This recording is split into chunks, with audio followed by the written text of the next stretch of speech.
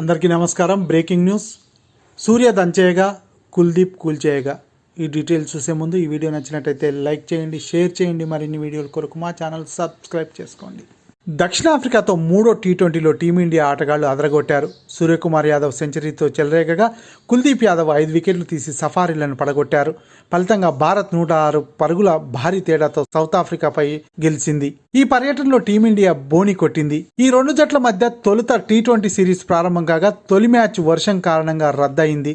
రెండో టీ20లో ఆదిత్య దక్షిణాఫ్రికా గెలుపొందగా మూడో మ్యాచ్లో భారత్ గెలుపొందింది. సౌత్ ఆఫ్రికాను 106 పరుగుల తేడాతో ఓడించింది. దీంతో సిరీస్ 1-1తో సమం చేసింది.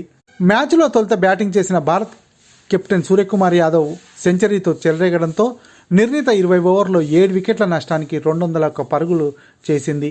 ఓపెనర్ యశస్వి జైస్వాల్ సైతం హాఫ్ సెంచరీతో రాణించాడు. సౌత్ ఆఫ్రికా బౌలర్లలో Keshav Maharaj 2, Lizaad Williams 2, Nandre Burger 1, Tabraiz Shamsi 1 wicket తీశారు. అనంతరం భారీ లక్ష్యంతో బరిలోకి దిగిన సౌత్ ఆఫ్రికా ఏ దశలోనూ గెలిచేలా కనిపించలేదు.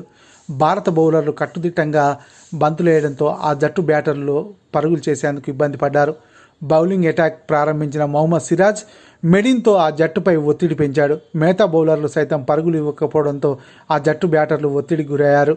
అడ్డదిడ్డంగా షాట్లు ఆడి అవుట్ అయ్యారు.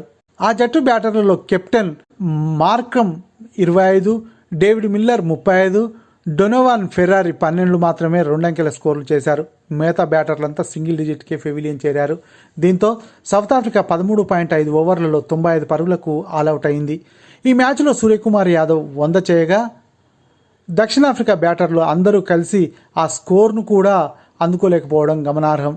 మొత్తంగా ఈ మ్యాచ్లో భారత్ 106 పరుగుల తేడాతో జయబేరి మోగించింది.